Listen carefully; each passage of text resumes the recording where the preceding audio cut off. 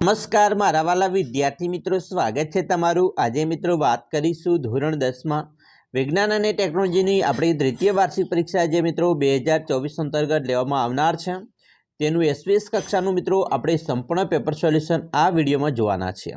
તો ચાલો વિદ્યાર્થી મિત્રો આપણે વિડીયોની શરૂઆત કરીએ। તેના પહેલાં તમે ખાસ ચેનલમાં નવા છો તો વિદ્યાર્થી મિત્રો ચેનલને અવશ્ય સબસ્ક્રાઇબ કરી વિડીયોને લાઇક અને શેર કરી દેજો, જેથી કરી અમે તમારા સુધી ધોરણ 10ના તમામ વિડીયો છે મિત્રો મોકલી શકીએ। તો વિદ્યાર્થી મિત્રો આપણે વિભાગ નંબર A થી શરૂઆત કરીશું। અહીંયા તમારું પેપર છે મિત્રો કુલ 80 ગુણનું આવનાર છે, જે બોર્ડની એક્ઝામમાં પણ મિત્રો તમારી 80 ગુણની પરીક્ષામાં આ ઉપયોગી ખૂબ જ નીવડશે। સૌપ્રથમ મિત્રો પ્રશ્ન ક્રમાંક 1 થી 24 આપેલા છે, જેમાં 24 ગુણનો મિત્રો વિભાગ A છે। અહીંયા પ્રત્યેક પ્રશ્નને તમને 1 ગુણ આપેલો છે। પહેલું વિધાન છે, નીચેના આપેલા વિધાનો છે તેમાંથી વિકલ્પો મિત્રો પસંદ કરી સાચો વિકલ્પ પસંદ કરવાનો છે।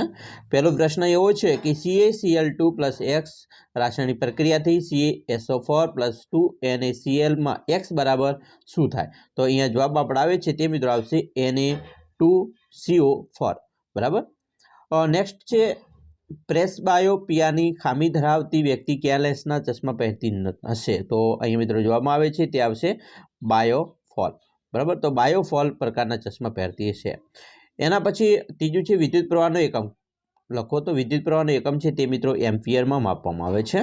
ચોથું છે ગોલીય અરીસા માટે વક્રતા ત્રિજ્યા R અને કેન્દ્ર લંબાઈ મિત્રો F છે, તો વચ્ચેનો શું સંબંધ છે? તો વચ્ચેનો સંબંધ છે તે R બરાબર 2F। પાંચમું છે નીચેનામાંથી કયા સંયોજનમાંથી OH- OH ક્રિયાશીલ સમૂહ હોય છે? તો તેમાં આવશે બ્યુટેનોલ। છઠ્ઠું છે મનુષ્યમાં મૂત્રપિંડ એ ખલગ્યા સાથે સંકળાયેલ એક તંત્રનો ભાગ છે, તો ઉત્સર્જન તંત્રનો। આગળ વાત કરીશું સાચા બંને રીતે ખલગ્યા પૂર્ણ કરવાની છે, જેમાં સાતમું છે ખલગ્યા ધાતુ પ્રવાહી સ્વરૂપે છે, તો મિત્રો અહીંયા પારો છે એ પ્રવાહી સ્વરૂપે છે। આઠમું છે શોર્ટ સર્કિટ વખતે પરિપથમાં વિદ્યુત પ્રવાહનું મૂલ્ય ખલગ્યા છે, તો મિત્રો ખૂબ જ ઘટી જાય તથા સતત બદલી જાય તો ખૂબ જ વધી જાય, તો જવાબમાં આવે છે ખૂબ જ વધી જાય। નેક્સ્ટ પ્રશ્ન છે નવમો બહિર્ગોળ અરીસાનું મુખ્ય કેન્દ્ર અરીસાની ખલગ્યા બાજુ હોય મિત્રો પાછળ બાજુ હોય છે। દસમું છે પિતૃઓના લક્ષણો ખલગ્યામાંથી પ્રાપ્ત થઈ સંતતિમાં ઉતરી આવે છે, તો જનીન આવશે। 11મું છે મનુષ્યમાં વહનની ક્રિયામાં મદદરૂપ થતું રુધિર સિવાયનું અન્ય પ્રવાહી તે છે લસિકા। 12મું છે મિત્રો વનસ્પતિ તેલમાંથી વનસ્પતિ ઘી બનાવવા ખલગ્યા ઉદ્દીપકનો ઉપયોગ થાય છે, તો મિત્રો નિકલનો ઉપયોગ કરવામાં આવે છે। વિધાન ખરા ખોટાની વાત કરીએ તો ખાટા દહીંમાં એસિડિક એસિડ હોય છે, તો આ વિધાન ખોટું છે। 14મું છે લેશમાનિયામાં પ્રજનન વિભાજન દ્વારા થાય છે, તો વિધાન સાચું છે। 15મું છે મનુષ્યની આંખમાં મિત્રો વસ્તુનું પ્રતિબિંબ નેત્રપટલ પર રચાય છે, તો આ વિધાન પણ સાચું છે। 16મું છે કોપર મંદ HCl સાથે પ્રક્રિયા કરે છે, તો આ વિધાન કેવું છે? ખોટું છે।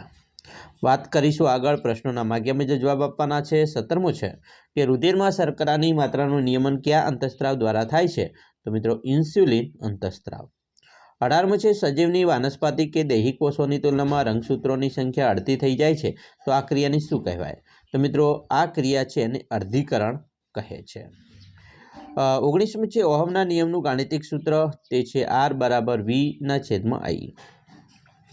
એના પછી 20મું છે નીચેનામાંથી બંધબેસતી ના હોય તેવી જોડ શોધીને લખવાની છે, તો આવશે કનનિકા એટલે કે સ્ફટિકમય લેન્સ એ નથી। જોડકા જોડવાના છે મિત્રો દ્વિતીય પોષક સ્તર, તો આવશે પ્રાથમિક ઉપભોગ્યો અને તૃતીય પોષક સ્તરમાં આવશે દ્વિતીય ઉપભોગ્યો। ઓક્સિજન, તો મિત્રો ઓક્સિજનમાં પ્રકાશનું વર્તન થાય, પ્રકાશનું પરાવર્તન, અને જીબ્રેલિયનમાં આવશે પ્રકારની વૃદ્ધિમાં મદદરૂપ। હવે વિભાગ બી ઉપર જઈએ। વિભાગ બીની અંદર મિત્રો જોઈશું તો પ્રત્યેક પ્રશ્ન દીઠ 2 ગુણ છે। અહીંયા તમને મિત્રો કુલ 9 પ્રશ્ન પૂછવામાં આવનાર છે।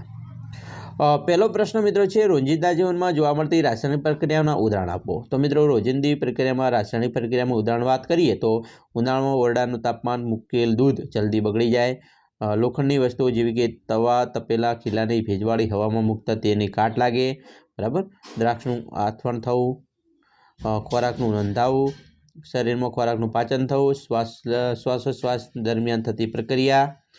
હવે આગળ વાત કરીશું આકૃતિમાંથી નીચે આપેલા ભાગોના નામ લખવાના છે, જેમાં મિત્રો ડાબું કર્ણક, જમણું ક્ષેપક, આરોહી ધમનીકાંડ બરાબર, આંતરક્ષેપક પટલ। તો અહીંયા મિત્રો આકૃતિ છે સરસ મજાનું નામ નિર્દેશ આકૃતિ તમે જોઈ શકો છો। 27મું છે અધાતુ તત્વના સામાન્ય ગુણધર્મો, તો તેમાં આવશે અધાતુ તત્વો ધન અથવા વાયુ સ્વરૂપે જોવા મળે છે. અપવાદ કે બ્રોમિન પ્રવાહી છે. નેક્સ્ટ છે તે ઉષ્મા અને વિદ્યુતના અવાહક હોય છે. તે ટીપાઉપણા અને તણાવપણાનો ગુણ ધરાવતા નથી. નેક્સ્ટ છે તેના ગલનબિંદુ અને ઉત્કલનબિંદુ પ્રમાણમાં નીચા હોય છે. એના પછી 28મું છે મિત્રો અવરોધનું શ્રેણી જોડાણ અને અવરોધનું સમાંતર જોડાણ. મોસ્ટ આઈએમપી પ્રશ્ન છે તૈયાર મિત્રો, તફાવત છે કરવાનો રહેશે. 29મું છે પર્ણફૂટીના નવા છોડ અલિંગી પદ્ધતિથી કઈ મિત્રો રીતે ઉત્પન્ન થાય છે? તો મિત્રો જે પાનફૂટી કે પર્ણફૂટીના પર્ણોની કિનારીની ખાંચોમાં કલિકાઓનું ઉત્પન્ન થાય છે. આ કલિકાઓ જમીન પર ખરી પડે ત્યારે અંકુરણ પામી નવા છોડ તરીકે વિકાસ પામે છે. કેટલીક વખત મિત્રો કલિકા વિકાસ પામી પર્ણ કિનારીની ખાંચમાં જ નવો છોડ વિકાસ પામે છે, જેની આકૃતિ મિત્રો તમે અહીંયા જોઈ શકો છો. 30મું છે પરાગનયનની ક્રિયા એ ફલનની ક્રિયાથી કેવી રીતે ભિન્ન છે? તો મિત્રો પરાગનયન એ પુકેસરના પરાગાશયથી મિત્રો સ્ત્રીકેસરના પરાગાસન સુધી પરાગરજના સ્થાનાંતરની ક્રિયા કરે છે અને ફલન એ મિત્રો નર જનકોષની માદા જનકોષ સાથે સંમેલનની ક્રિયા કરતી હોય છે. નેક્સ્ટ મિત્રો વાયુકોષ્ઠો અને મૂત્રપિંડ નલિકા બંનેનો તફાવત આપવાનો છે, સરસ મજાનો છે, મોસ્ટ આઈએમપી તૈયાર કરી લેજો. આગળ વાત કરીશું 20 ઓહમ અવરોધ ધરાવતી વિદ્યુત ઇસ્ત્રી 5 વિદ્યુત પ્રવાહ ખેંચે છે તો 30 સેકન્ડમાં ઉત્પન્ન થતી ઉષ્મા ગણો. તો અહીંયા મિત્રો જે છે ઉષ્મા તે 15 kJ થશે, તમે અહીંયા જોઈ શકો છો. આગળ વાત કરીશું 33મું છે ભયદર્શક સિગ્નલમાં પ્રકાશનો રંગ શા માટે મિત્રો લાલ રાખવામાં આવે છે? તો સરસ મજાનો જવાબ આપણે આવી રીતે લખી શકીએ છીએ.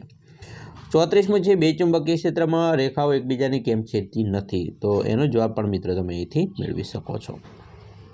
પછી જૈવ વિઘટનીય અસરો અને જૈવ વિઘટનીય કચરો અને અવિઘટનીય કચરો, તો બંનેનો તફાવત તમારે મિત્રો 5 મુદ્દા આવી રીતે 2 ગુણમાં લખી શકાય.